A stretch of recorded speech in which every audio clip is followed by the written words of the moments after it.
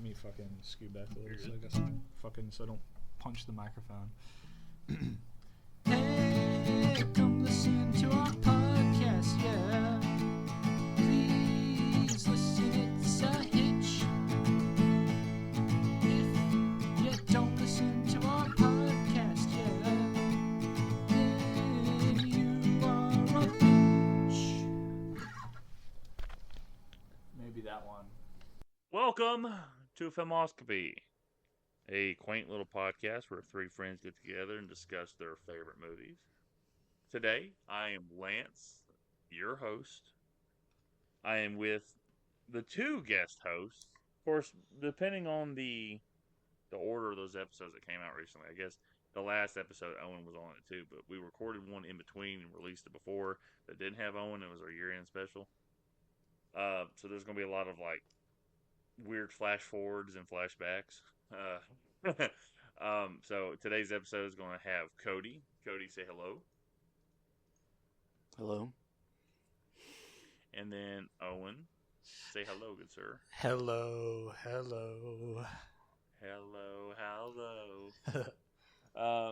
Well, today I decided when I picked this movie because I'm kind of a completionist about some things. I'm like, you know what? There's literally one more Mortal Kombat Legends animated movie, and we'll be done with it. It doesn't have my boy Hanzo Asashi, aka Scorpion, but it's Mortal Kombat. Fuck it. It should be fun. I won't get mad about anything, and I'm not going on a soapbox about anything. So,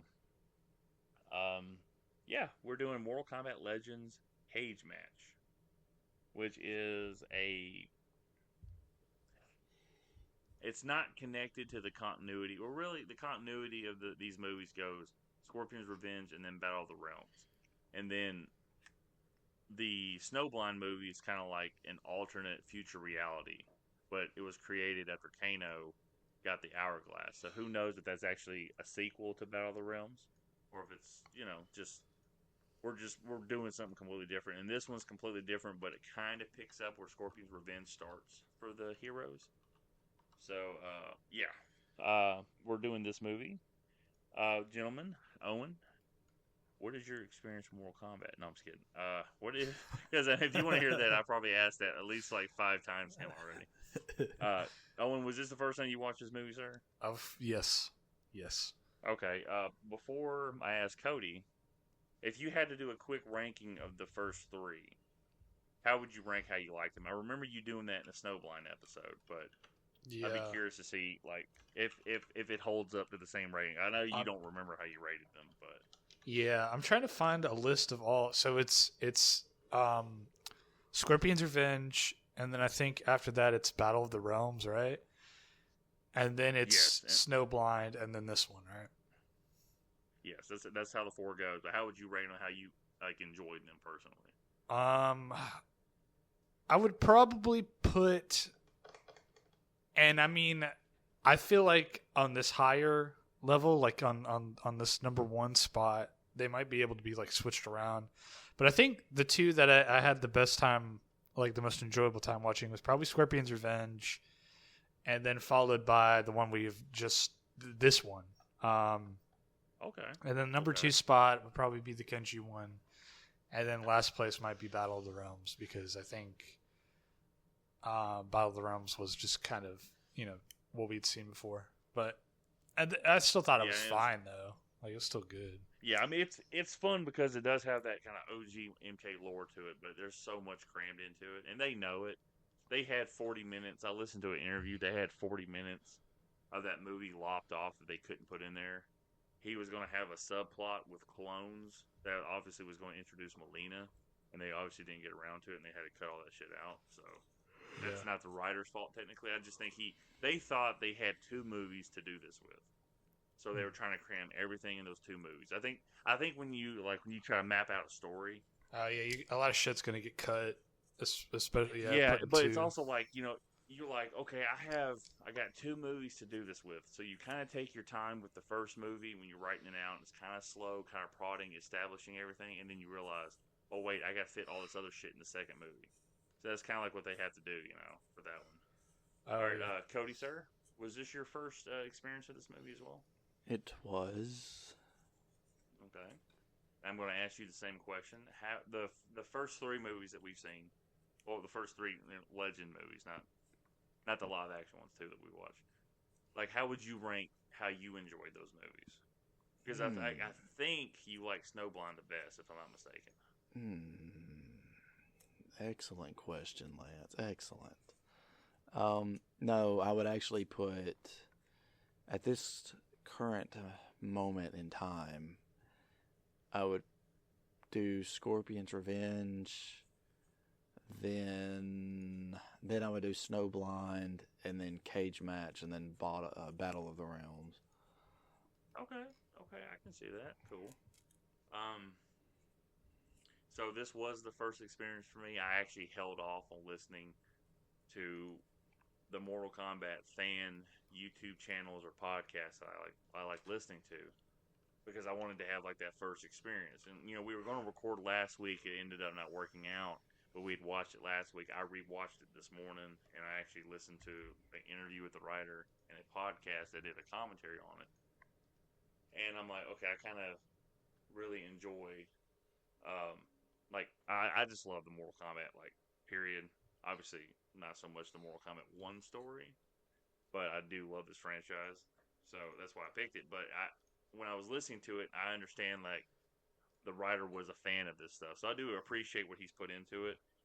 If I had to rank them, obviously for me being a Hanzo stan, Scorpion's Revenge is going to be number one, and man, I hate to say, I mean, I think I like Snowblind, but there's a lot of that movie that ultimately just doesn't interest me.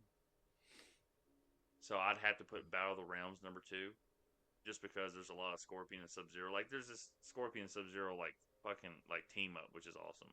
You see fucking human smoke and you see the cyborgs, and it's like, holy shit, this is fucking cool.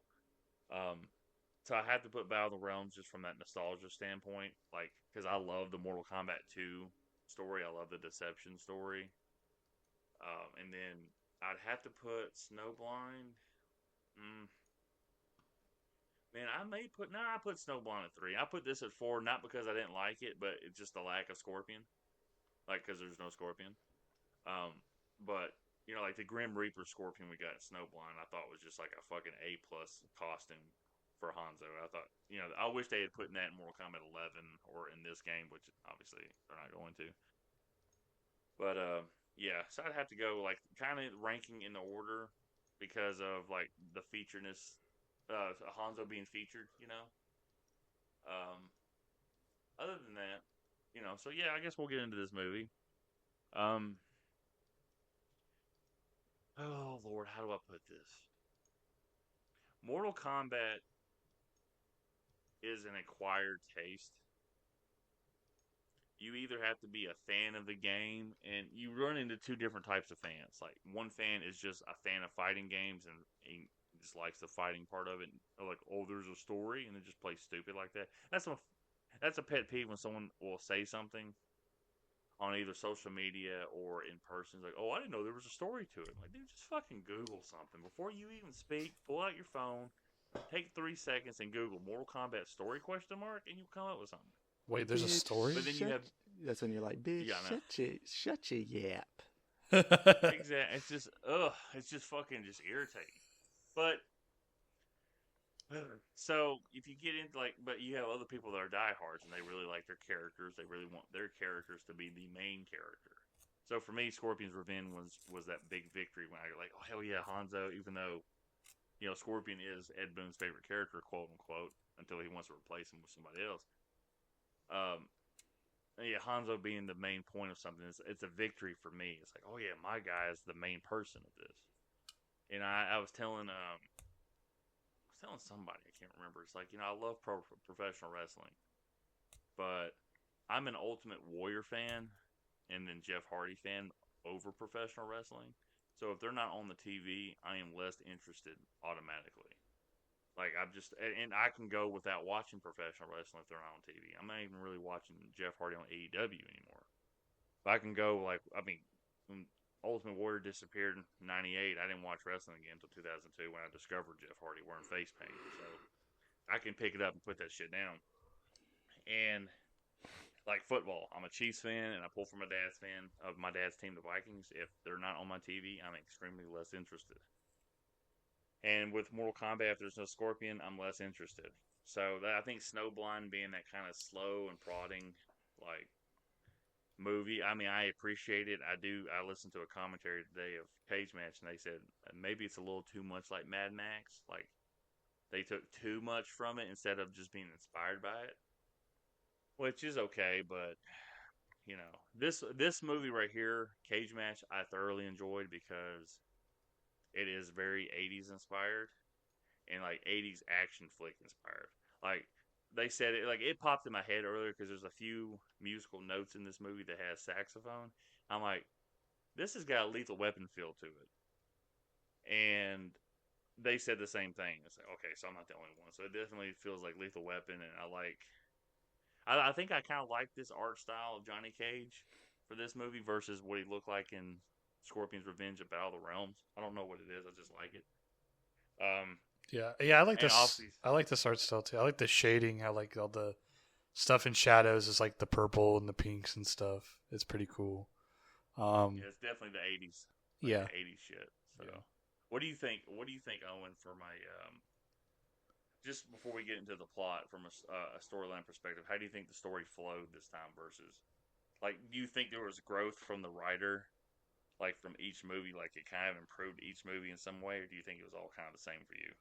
I mean, this is like a lot more of a personal story, I guess, than like, there's like a. No, I mean, I guess the first one is too, with Scorpion's Revenge, but I feel like with this one, they have the benefit of it not being like schizophrenic, where it's like, hey, we're trying to do like a story about Scorpion too, but also, hey, here's the first Mortal Kombat. So I feel like this one kind of benefits from that a little bit about being solely focused on Johnny Cage, even though. There's not really that much to like Johnny Cage or anything like that. He's a pretty one-note character, but I feel like if you were going to do a movie specifically about Johnny Cage, pretty much detached from anything really in regards to the tournaments or anything like that, I feel like this is probably the best outcome. I think they did a pretty good job. It's just fun, dumb action, pretty much. I enjoyed it. I think Cody might agree with this assessment too. This is like an animated version of the movie Commando. Obviously, it's like not a lot of guns and shit, but it's that silly action. Just it knows what it is and it knows it's just having fun. Except not nearly as good. Yeah. Oh, I look, guys. Cody does not really like Arnold Schwarzenegger as an actor, like period. And the fact that Cody said Commando is a good movie is like fuck. You guys just have no idea. Like if you've been listening to his last 3 years, you kind of know what Cody's taste are. It's kind of prudish. You think he's like some sophisticated redneck the way he sounds, but Prudish? How dare you, sir? I like Charlie and the Chocolate Factory. But Cody like saying Commando is just it warms my heart in a way that I think if a father saw his son actually ride the bicycle the first time with that, like, what is those things called? The Training wheels. oh yeah, training wheels. I hadn't thought about that in forever, but the training wheels, like, it's Cody. Cody's growing up. It's like my boy. My boy. Look There's how they a movie. I don't think you guys haven't watched this, but it's called The Comebacks. And it's a spoof movie on all sports movies that's been done. So it kind of it's like Airplane Naked Gun, but not as good. But this star quarterback of the team, his dad's a crossdresser, and so you see him come up after his son like messes up the game. He's like bitching at him. He's like, "Look at you, you're embarrassment." He's all dressed up like a drag queen and shit. And later on in the movie, the star quarterback and his girlfriend get in a fight, and then they make up. And he goes, "Yeah, I'm wearing the sexy underwear you wanted me to wear." And she goes, "I didn't give you any sexy underwear." He's like, "What?" So he's wearing a thong. And then later on in the movie, after he wins the game, his dad, in cross-dress, comes up and gives him a hug. And his dad looks down, and his hand is pulled up his son's D-string on the thong. He goes, "My boy." It's really fucking stupid. But it's great though. But it's stupid. Anywho, so Cody, what did you think about like the artwork of this movie? So my criticisms of the art in this are similar to what they were for Snowblind, where it feels like for whatever reason it's just not. It doesn't look finished. I don't like the heavy. I really don't like the heavy black outlines mixed with like this 80s kind of like color palette. It just doesn't, to me, it doesn't really work. But yeah, there's just like a lack of detail in a lot of things in this that were there for the first two films.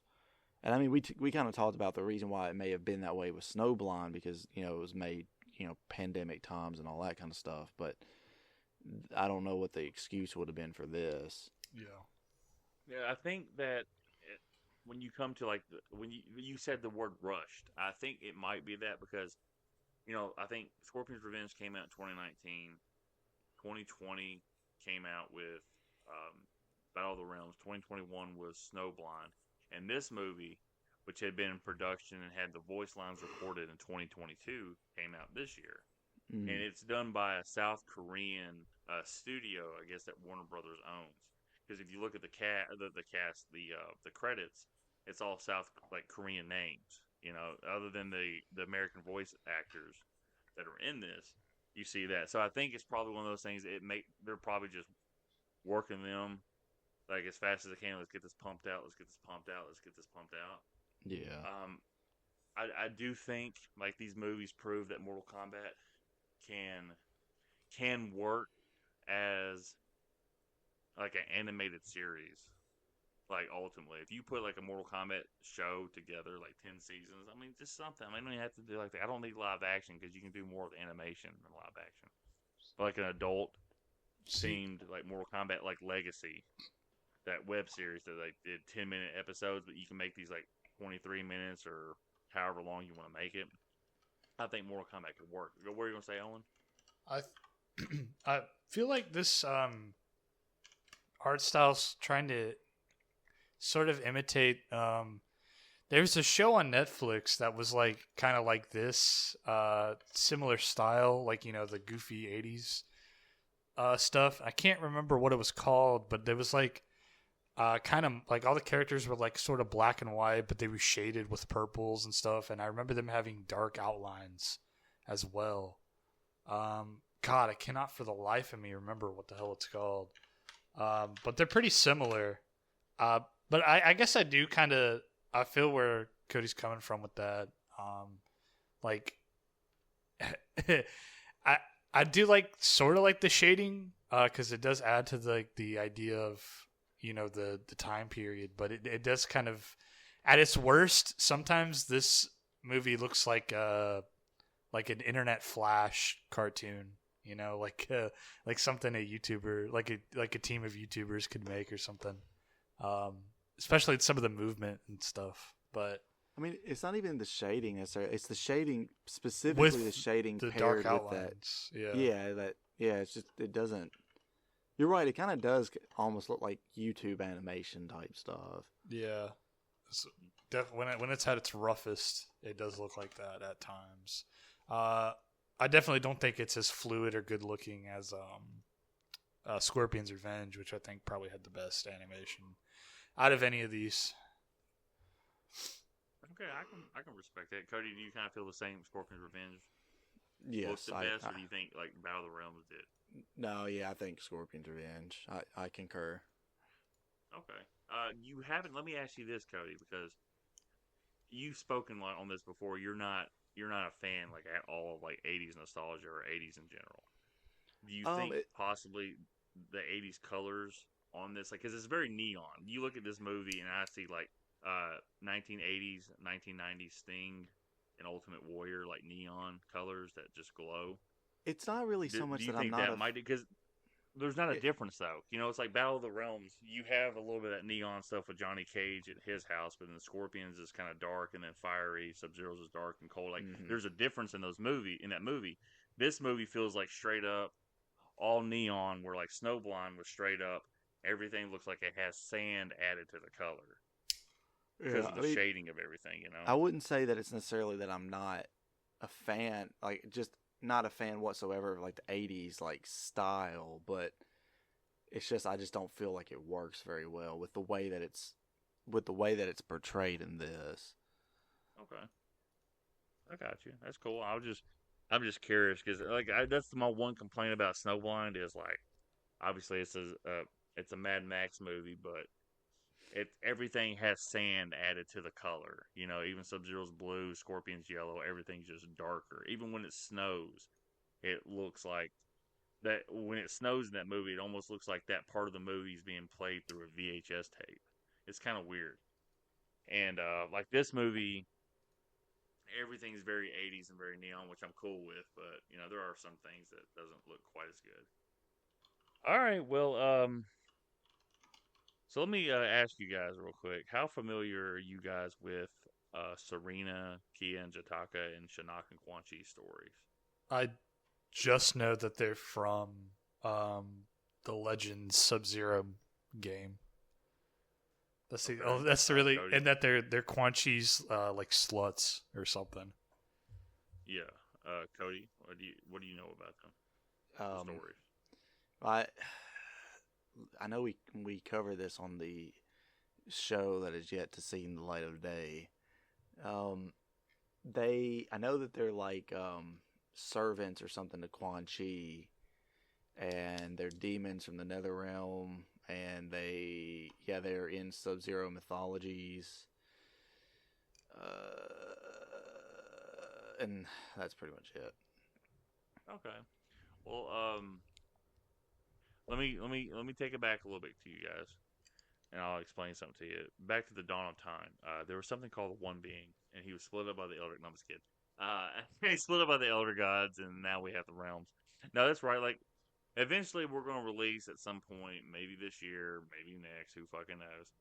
I think Cody envisioned it as a different a sister show to this podcast. I will say it's a sub season of this show. It's like this is something like it's the same. We cover it the same way, but it's going to have Filmoscopy, you know, with a colon and then the Pixel Chronicles for right now until he makes it into a full blown show if his schedule opens up for that. But we do cover like all the Mortal Kombat games and our memories and what we know of production at that point, just from a fun fan's perspective. So we have Kia, which is the first sister you see. She's the one, kind of dark hair. Oh, they all have dark hair, but she has dark hair, and it's kind of swooped back, and she has a headband. You have Serena, who has kind of like Reiko's face paint, or Shang Tsung's Mortal Kombat 3 face paint over her eyes. And then you have Jataka, who's, you know, an African American, but she has like white hair. So she kind of looks like Storm from X-Men. And like the whole thing was like Shinnok, when he was sent down to NetherRealm, he tried to make the NetherRealm look like Earthrealm because that's what he wanted. Obviously, it's not going to completely work, but that's what he is. And they looked at the human form as like the perfect form or an elevated form than their demon forms. So when Quan Chi became a sorcerer, Quan Chi was an Oni at one point in his existence, and then he learned sorcery and transformed himself into this image he has of a pasty white bald human tonsil. I don't know how else you can describe Quan Chi. But then he made these three demons into a human form because obviously, you know, he wants to get his dick wet. But they are his assassins, kind of like Katana, Jade, and Melina are to Shao Kahn, but they're also his lovers. And he like just sends them out. So Mortal Kombat Morphology Sub-Zero, which is a prequel to the original game, you're introduced to all the story element. And Serena, there's a line in this movie that we'll get to. She wants to escape the NetherRealm, and she wants to hook up with Bi-Han, the original Sub-Zero, and you know she ends up getting killed. But when you're a demon and you get killed in the NetherRealm, you're not actually dying. You just go back to the fifth plane of the NetherRealm in your true form as a demon. So we'll get to that in a little bit. But yeah, this movie just kind of opens up. Like Johnny Cage is on a movie set doing Ninja Mime, which is a joke movie that the MK team put together for Mortal Kombat Deadly Alliance. It's something you find in the crypt, like, yo, this is a movie that he did called Ninja Mime, and they finally, I mean, it's been a running joke through all these games at this point. So they did it, and they mentioned another movie he did, which was some other little nugget of information you found out in the crypt from Deadly Alliance. I found that out today. I thought it was pretty cool. So Johnny Cage has to go save his co-star Jennifer, and Jennifer is Jennifer Grey, played by Jennifer Grey. She was a huge '80s star. She played in like Dirty Dancing and quite a few other movies. She's Ferris Bueller's sister in Ferris Bueller's Day Off.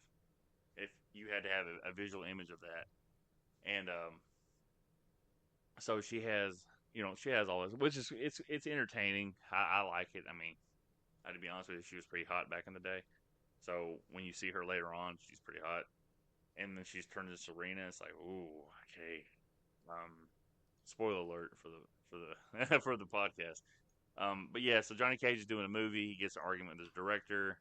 He has an assistant named Chuck, which in the original John Tobias Mortal Kombat 1 comic book, Johnny Cage has an assistant named Chuck, but he's this fat, balding white dude. So at least they reuse the name. It's a nice little callback to that. You hear when he's doing his flashback telling Chuck about his life, the name Carlton, because Johnny Cage's real name is John Carlton. And Carl, stay back with the others. Carlton Banks. So I find it pretty. It's really cool. Like, it just seems like Jeremy Adams, when he has these ideas, he actually went back into the games, or went back into like something to actually find like a name. It wasn't like for Star Wars, the expanded universe, they have like all these characters, and then you have them release a Han Solo movie, and they kind of take elements from some of those books for Han Solo's movie, but the characters that he interacts with, they literally change the names to something else for no reason.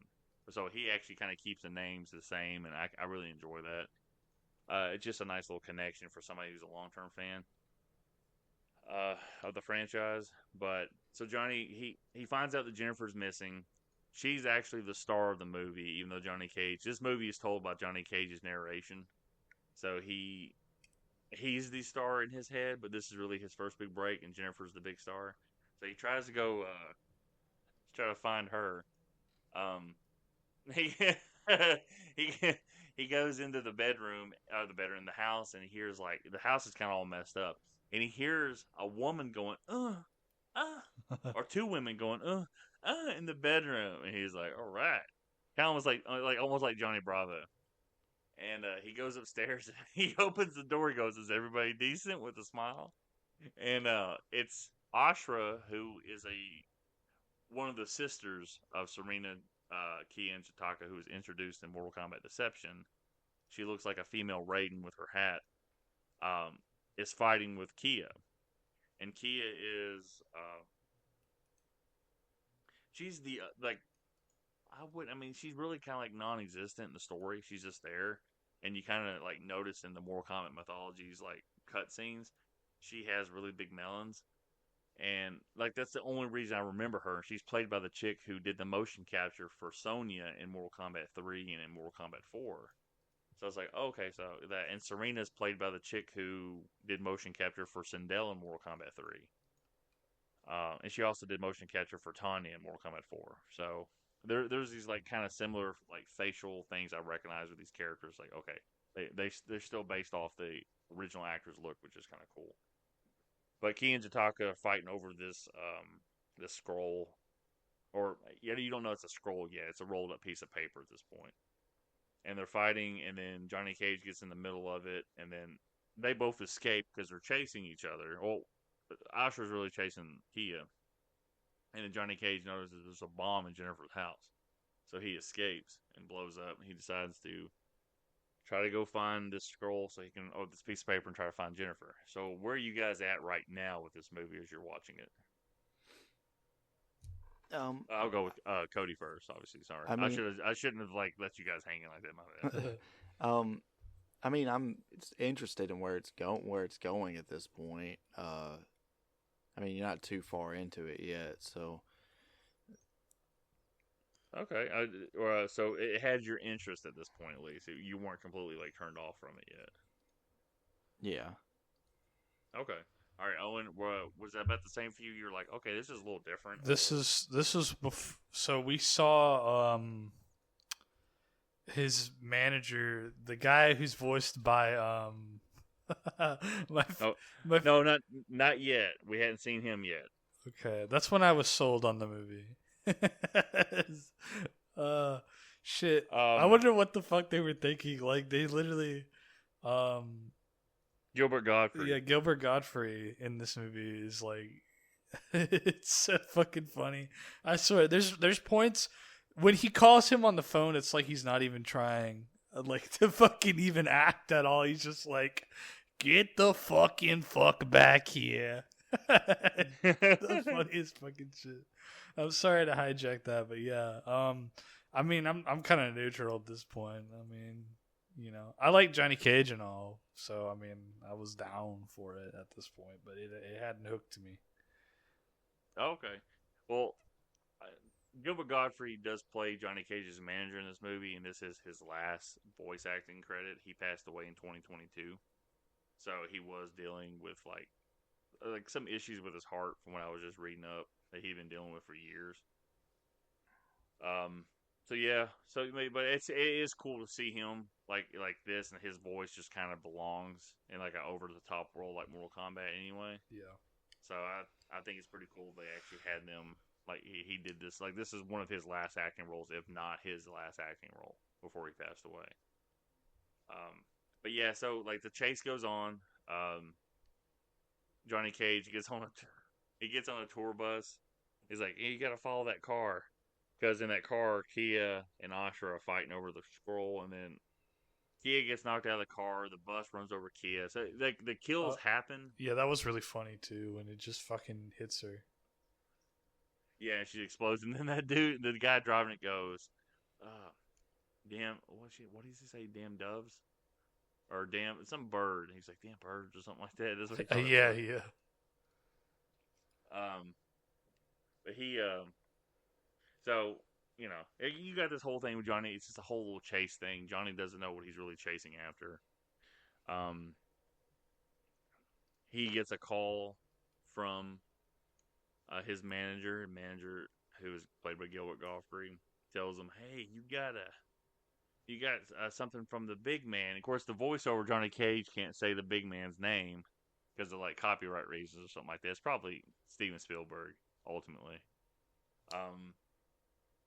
So he goes there, and his manager says, "I need that fucking scroll back." And the funny part about it is he goes, "I'm a part of this club."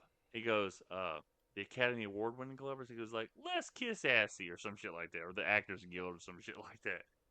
So you find out that his manager is a demon, and he tries to bully Johnny Cage and getting the scroll back. And Johnny Cage, as you heard from his backstory, which I really didn't delve into, he does not like bullies. He was bullied a lot as a kid.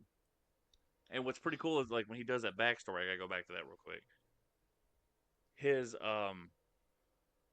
teacher, Master Boyd, it's a callback.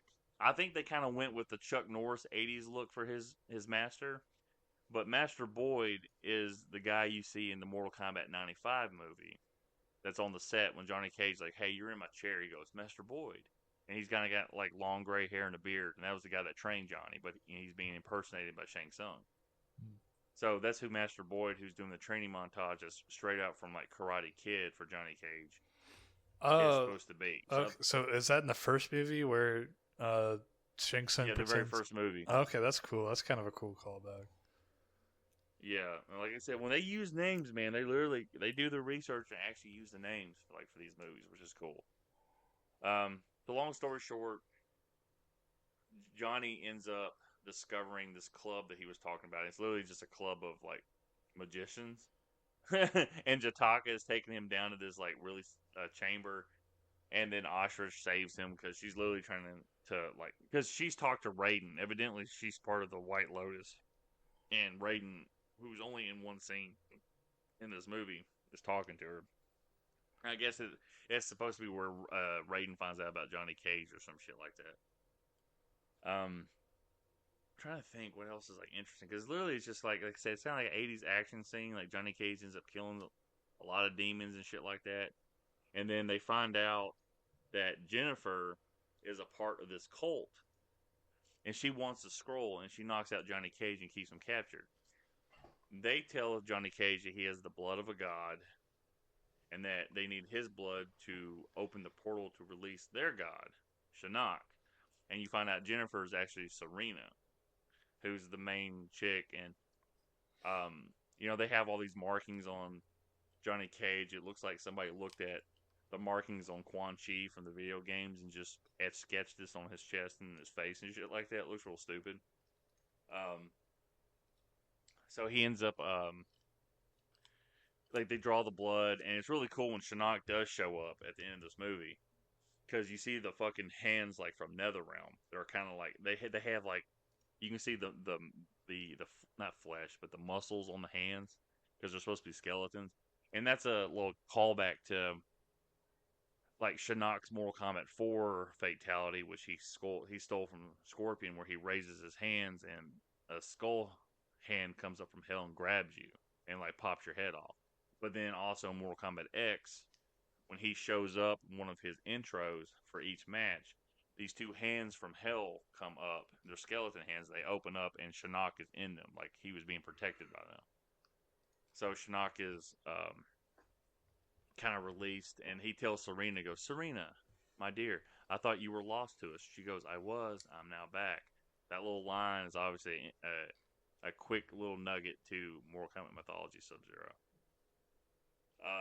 So how you guys thinking about the movie so far as we're getting into the tail end of this? I think it's a weird choice to have Shinnok be like the big bad for this movie, just because it's I don't know, just the way that I know Shinnok is that he's the type of enemy that it's going to take multiple of like your combat fighters or whatever to take down. So it's weird having him be the big bad in a movie where essentially the hero is just Johnny Cage and mocap. Yeah. Yeah. Well, that's interesting you say that. They took this part of the story from Mortal Kombat X, because Johnny Cage, that's where you kind of discover the green glow he has. He discovers that in this movie. Well, Like he discovered the green glow a couple weeks after hooking up with that hooker. But what's even funnier about that though is his what do you call it? He, like, the moral of the fucking story is Johnny Cage realizes he is special. Remember, he's like, when he's getting knocked out by fucking Shinnok, and the kid goes, "Johnny, you got to get up," and he's like, "This kid thinks I'm something I'm not. I'm just somebody that can hit the mark and looks good for the camera." And then he has all the flashbacks to like what he's picked out in his head when they've called him special, or he has special blood, and it keeps highlighting the word special. He goes, "I am special." That's literally what fuels him, is like being like fucking better than everybody else. He goes, "I am special." So yeah, they have this kind of fight, and it is kind of weird, because the last time we saw Shinnok, he was bringing the end of the world in Battle of the Realms, and he became the one being after being fused with the essence of the one being. Remember? Mm-hmm. At the end of the movie, it's like, this is what we see Shinnok, and he comes back, and he has a nice little design, and it's like he's fighting Johnny Cage and having issues with Johnny Cage. It's like, okay, well, you know. When he burst into the scene, he's like, "Ooh." He's like, "Ooh." That was really weird. Look at me now, daddies. Oh, daddy! I was showing my work leader the Dragon Ball Z Kai abridged, and when Cell shoves his tail into Piccolo's arm to drain the life out of his arm, that's when they show what Cell's doing with all the life force. Mm-hmm. And he explains what he is. Well, in Dragon Ball Z Kai, because Cell is a very sexual character. when he impales Piccolo's arm and starts draining his arm, he goes, "Ooh, Daddy, it's so tight."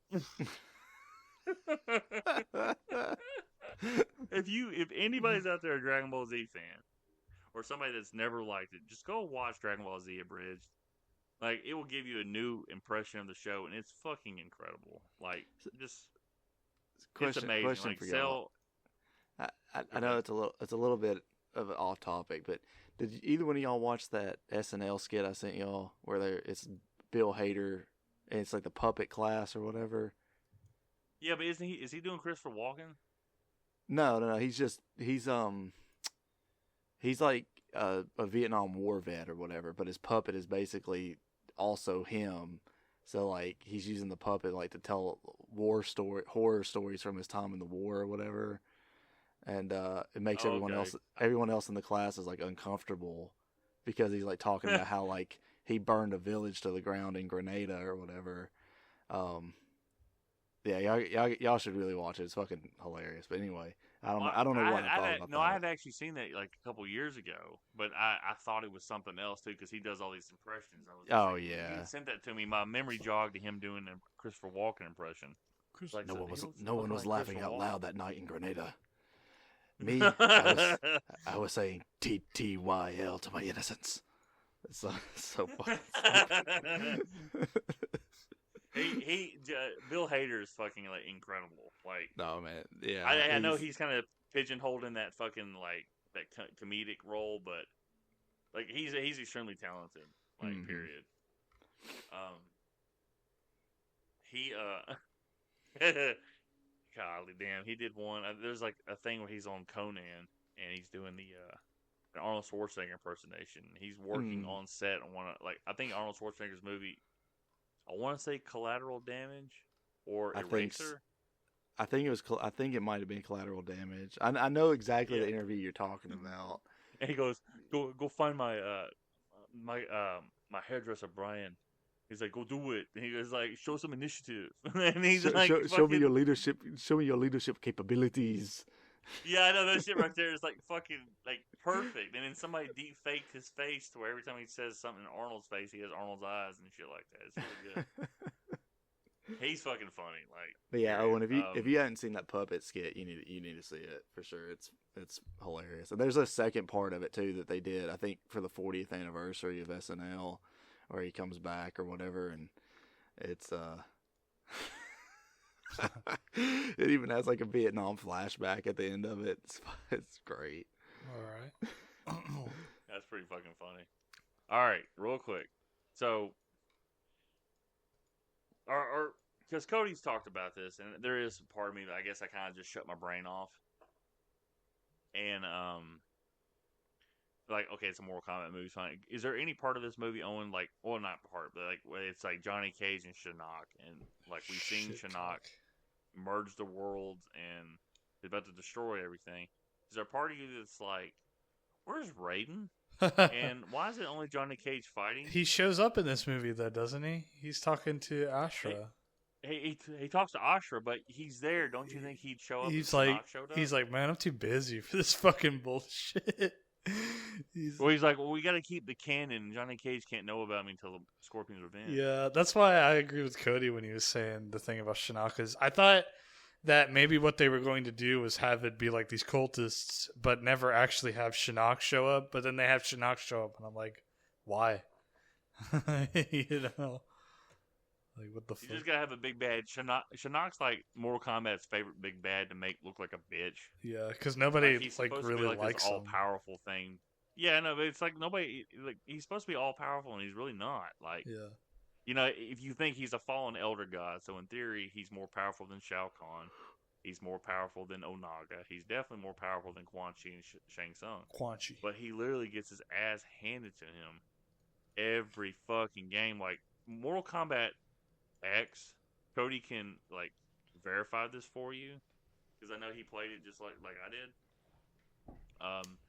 Shinnok is a breath of fresh air to beat Mortal Kombat X versus playing Shao Kahn in Mortal Kombat 9. Yeah, like period. Because he's easy. Yes. Well, he's fucking easy. he doesn't have a bunch of like cheap ass Fucking throw the cheap-ass, like, fucking hammer moves or at you. whatever. No booger. No booger. No booger. Me and Cody, When that's a little. Go ahead, Owen. What? when he shoulder checks you with no wind up. Mm-hmm. Yeah, it's fucking stupid. Like, there's no way to block that shit. And I remember reading in the fucking instruction manual that I got, they're like, to beat Shao Kahn, when he does the shoulder charge, duck down and hit him with the uppercut. I'm like, are you fucking kidding me? Even if you're ducked down, he does that shoulder charge, you fucking get hit and get knocked down. You have to, like, hit, like, the right fucking split second to uppercut him. From Mortal Kombat 2 to 3 to fucking Trilogy to, like, Mortal Kombat 9, it has to be like the perfect spot. You hit it once out of maybe 10 times. It's fucking terrible. But the thing is, when Shao Kahn does this thing where he throws his little green imaginary spears at you, it sounds like he's saying no booga, like no boogers, or more booga, like more boogers. And he's like, more booga, no booga. Me and Cody were just like obviously cracking up because we were getting mad and couldn't beat his ass. Because obviously Mortal Kombat 9, you're stuck trying to beat him with fucking Raiden in the story mode. Which, I'm not going to lie to you, it fucking blows. Like, it's not good. Yeah. I hate Raiden. Because Raiden doesn't jump over anything. You can jump over with other characters. But for some reason, they're like, Raiden's supposed to be 7 foot tall. He should move around like a 7 foot tall person. So when he jumps like a foot off the ground. It's fucking stupid. But yeah, Shinnok, like, it's so fucking easy, Mortal Kombat X, to fucking just beat Shinnok. You have, like, no issues with it whatsoever, because you're facing Johnny Cage. You're as Johnny Cage doing the moves and shit like that. And I was really, like, obviously Shinnok just shows up to be that quick villain to get beat. He's only in the movie, like, 10 minutes. I do think it's probably wasted. Like, I would have made Quan Chi maybe the villain that shows up, because I could see Johnny Cage fighting Quan Chi, not necessarily Shinnok, but they like I said, and they said in that interview with the Realmcast YouTube channel that he took this part of the story from Mortal Kombat X. It's Shinnok versus Johnny. Johnny discovers his powers. He finds out he's got the blood of a god. And oh, by the way, this movie takes place on Christmas. And it's funny when Shinnok shows up. He goes, "Hey, pal, we're celebrating one god today, and you ain't him," because it's supposed to be Jesus' birthday. And I thought that was pretty funny. And then he goes up to hit Shinnok, and Shinnok just catches it, and he goes, "Oh shit!" in his head.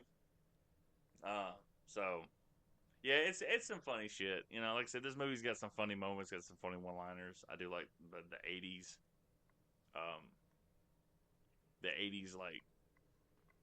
like feel to it. Like I said, it does feel like Lethal Weapon.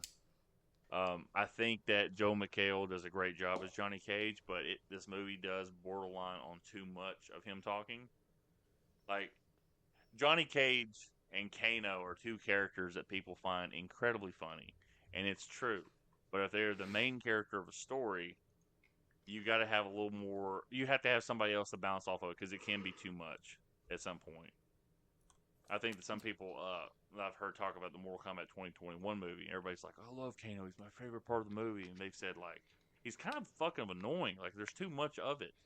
Like, everybody's like, it's kind of cool that he's doing the improv shit, but he's doing too much of it. So I get that. I think this movie just borderlines on that. Like Owen was talking about earlier, you find out everybody in Hollywood is a part of this cult. They're actually all demons worshiping Shinnok, from Johnny's producer to Johnny's director. That's just like real life. So Johnny's yeah, proctologist. Yeah. You can. He said proctologist. We find out later that Shinnok was on the flight list to Little St. James's Island. Oh, that'd be funny as hell. I'm getting distracted. I'm watching this Cleveland Browns Houston Texans game. It's going to be a fucking score fest. Like, Houston's about to be up 17-14. They're just going down the field on big plays on each other.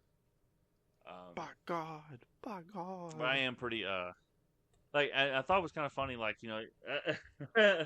after this, Johnny Cage has this fight in front of the people. Like, he has a big movie career, and they show the magazine covers, and then they show the paparazzi covers, like Johnny Cage, Fallen Star, and it shows them all fat, eating shit.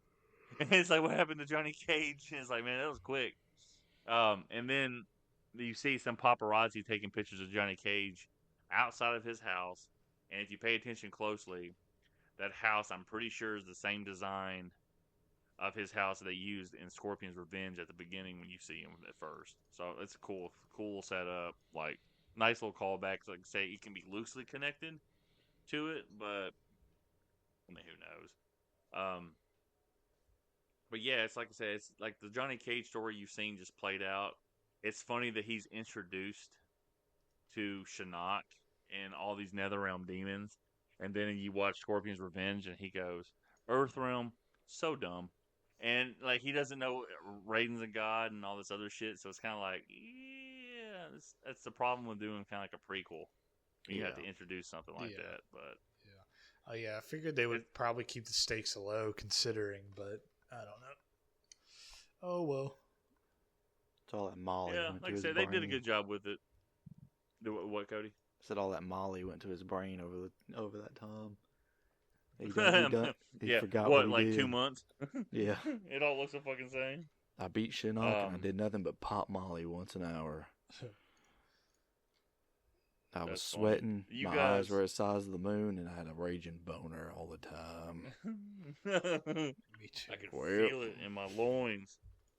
All right, so like I said, I probably didn't do a great job covering the plot. There are some funny one-liners in this movie. Like I said, it the guy said he looked at this. Jeremy Adams, the writer, looked at this as almost like a Shane Black movie from the '80s. Shane Black is the guy who wrote and directed Iron Man 3. He did The Predator. He's done quite a few movies. He ghostwrited on Predator. He ghostwrited on Die Hard, and had a lot of the stuff. He's the guy in the movie Predator that goes, I was going down with my girlfriend the other day, and I said, "Gee, she's got a big pussy. Gee, she's got a big pussy." And he goes, and she says, "Why'd you say it twice?" I said, "I didn't." Because the echo. And he's having to explain his jokes. It's fucking great. I love that joke. I love it when he says another one. He goes like, "I went to a girlfriend, like, I look at a little pussy." And she goes, "Yeah, me too. Mine's as big as a house." Because, her pussy's big as a house. Yeah.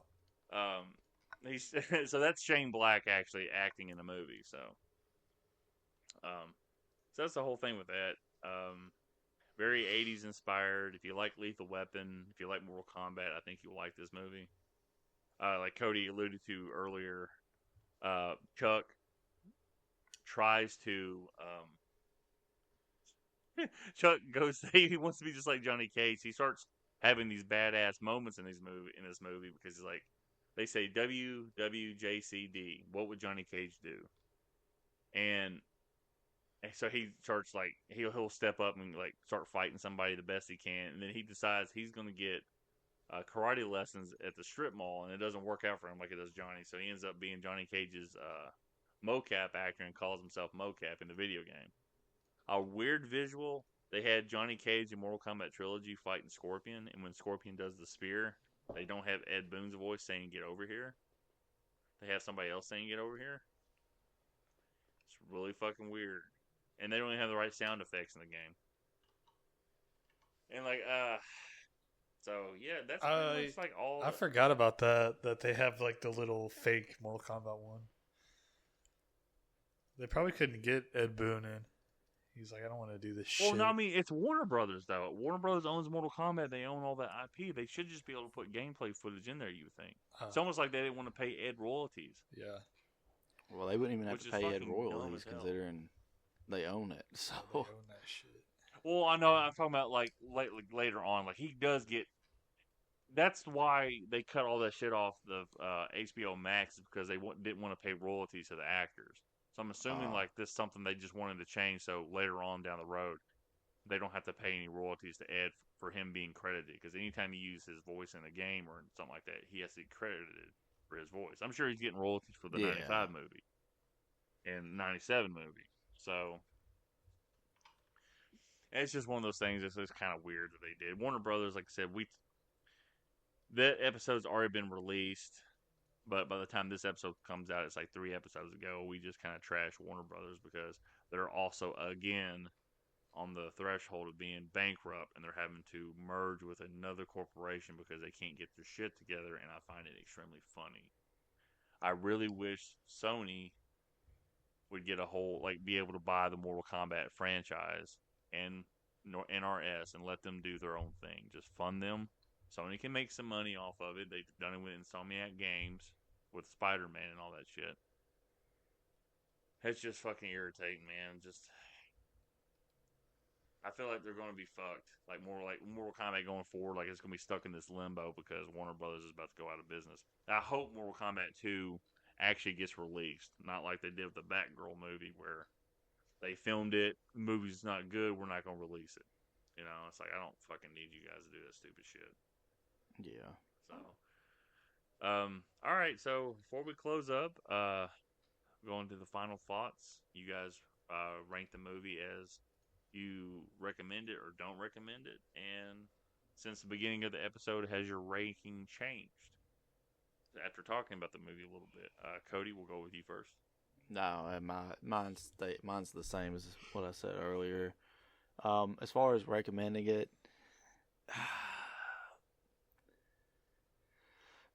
it's one of those. I mean, if you're a Mortal Kombat fan, sure, but if not, I don't think there's anything really here for you. You're not missing anything, right? Yeah. Yeah, because Yeah, you've exactly. recommended the first three yourself.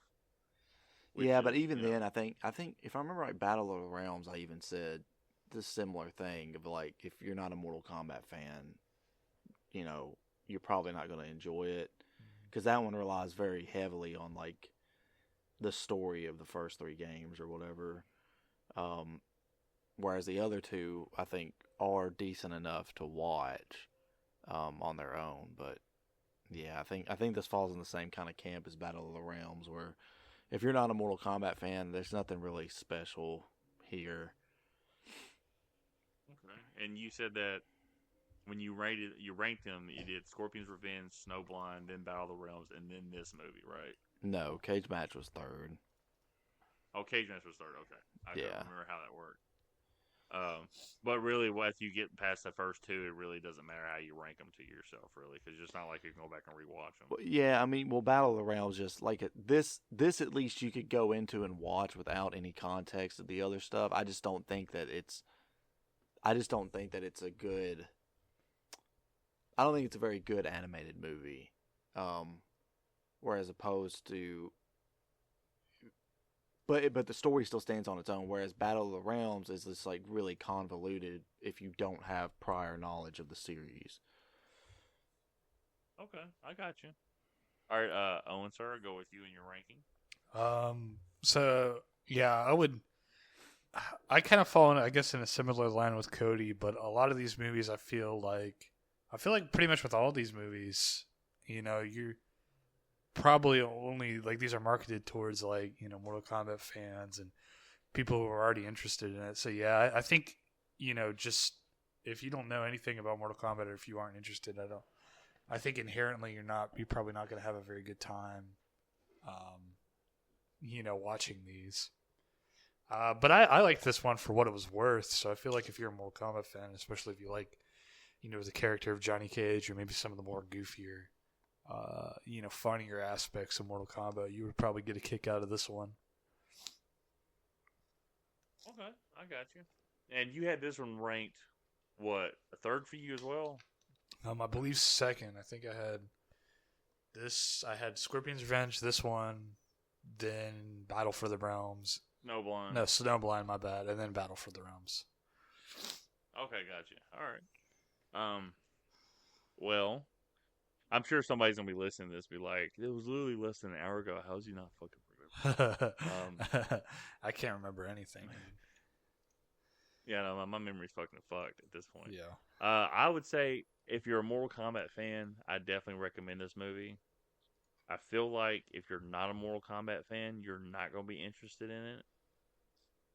Even you might be an '80s like action movie fan, you might watch it and might find it entertaining. But you know, Mortal Kombat's biggest appeal are the ninjas, Scorpion, Sub-Zero, and then everybody else. Like you have to have that kind of visual to kind of bring people in. Period, in my opinion. So I think that this movie, obviously, it lacks all the ninjas, and it relies on more obscure characters versus what you get in Scorpion's Revenge and Battle of the Realms.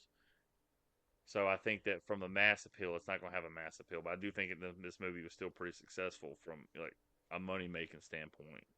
Um, but I do recommend it. Just go ahead and watch it. If you watch the other three, might as well. It's pretty entertaining. It does it's not.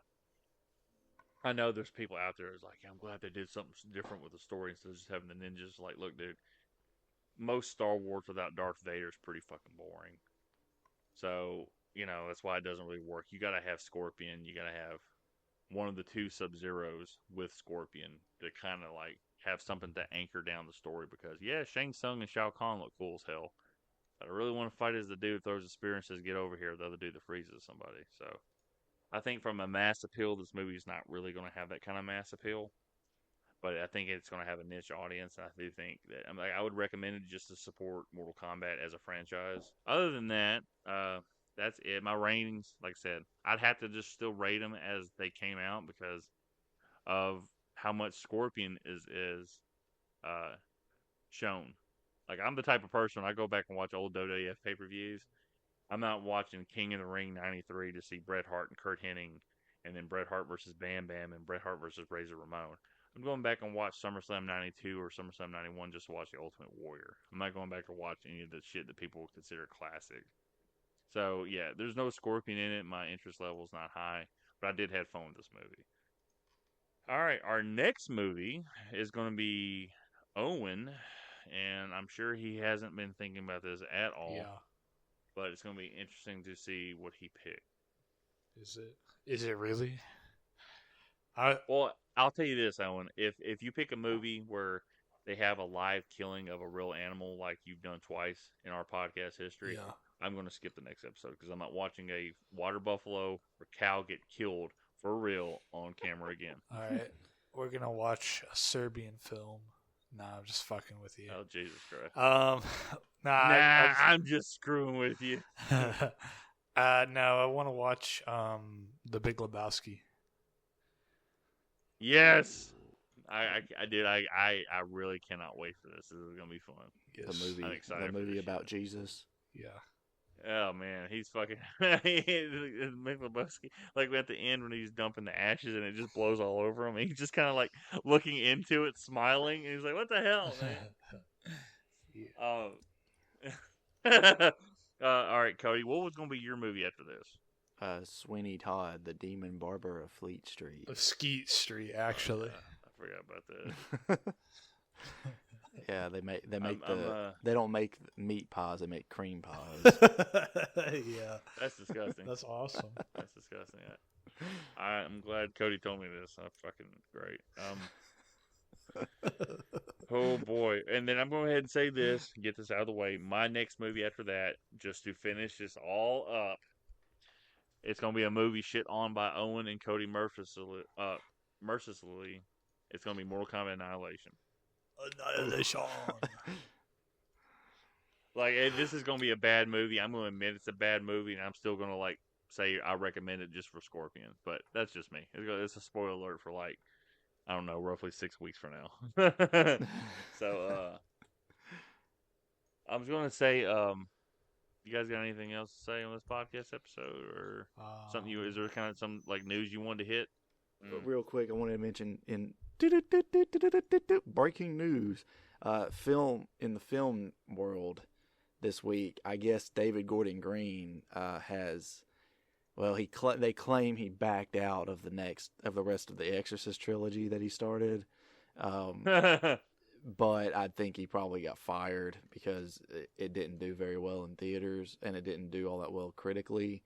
So now the next movie won't come out this year like it was supposed to because they have to find a new director. But so be it. Okay, look. I know David Gordon Green was like a comedy director before that, and I think everybody was like, man, he's going to make some really great movies and shit like that. And everybody jerked off Halloween 2018 for being. But everything since then has been awful. Or I like this The Exorcist Believer, I liked it fine. I mean, it's not like a amazing movie or anything, but I liked it fine. It's just, yeah, I think what what Universal, yeah, Exorcist is Universal, right? Yes. Oh, so I think what they really thought is like, oh well, Jordan Peele was a comedian, like comedy writer slash comedy actor slash comedy director, sort of. Yeah, I guess he probably directed some of like the Key and Peele stuff, but and he did really well going into the horror genre. Maybe this guy will do well too, and like, yeah, no. I think it's funny, like, like we all universally hated on Halloween Kills, and then when Halloween Ends came out, Alex, Cody, and I hated on it, and I actually offered an on-air apology to Halloween Kills for being so wrong. But like, they can't get worse than this, and I was wrong. And then there's a lot of people out there that said, the people just didn't give this movie a fucking chance. No, you cannot sit there and get mad at something because it doesn't match your little niche view. People are so excited. Those people are excited that they did something different with the Halloween franchise and mixed in with like that mystery 80s romance bullshit between kids. And it's like, look, dude, we wanted to see Michael Myers. This is potentially the last one we get for a while. We want to see him fuck some shit up and have fun. When the entire fan base, not Grandpa Mike. Yeah, and it's like, I never, like, that movie will always be tied to that slow pan out with that Corey kid on the motorcycle, and you think Michael Myers is sitting on the back seat with him, holding him like a bitch. And I literally thought that's what the camera was going to show, and it was just obviously his girlfriend. And it's like, man, that image is always in my head. I just think about Michael holding him and snuggling his head up to the back of his neck, riding on the motorcycle. And I'm like, this movie just fucking ruined everything. And it's so stupid. And then they show Michael get ground up by the thing, and you can tell it's like this fucking really dumb, like it's a dummy. And his arms and legs are just flailing everywhere. I'm like, look, this does not look realistic. You didn't have to show that part. Just show the blood go everywhere. It's fine. But I just think it's funny that movie, like, he tried to take over another classic franchise, quote unquote. It's really a classic movie with bad sequels. And, he's failed at it. So, and like I said, you can make money off of stuff. Like I talked about on like one of our last episodes, Five Nights at Freddy's. That movie was simultaneously released in theaters and on Peacock, and that movie made $230 million on a $20 million budget in the theaters. Both Halloween movies combined that were released in theaters and on Peacock made $200 million. And that's fucking embarrassing because those movies weren't good, So, like more power to him. Like, he wants to go do something else, that's cool, but you can't sit there like say. I think my opinion of the Halloween movie stands up, like the 2018 one. It's like all he did was take references to all the other movies from the franchise and put them in the movie, and everybody acted like it was his own shit.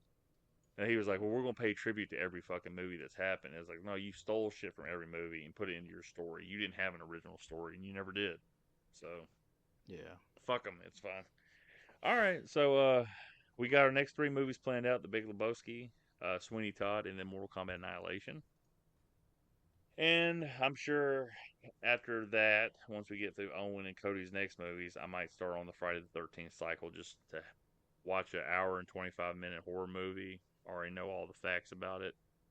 And just go into a podcast and have fun and not have to prepare for anything. So, all right. You guys, any last words before I kill you both? I mean, before I end this podcast? Poop.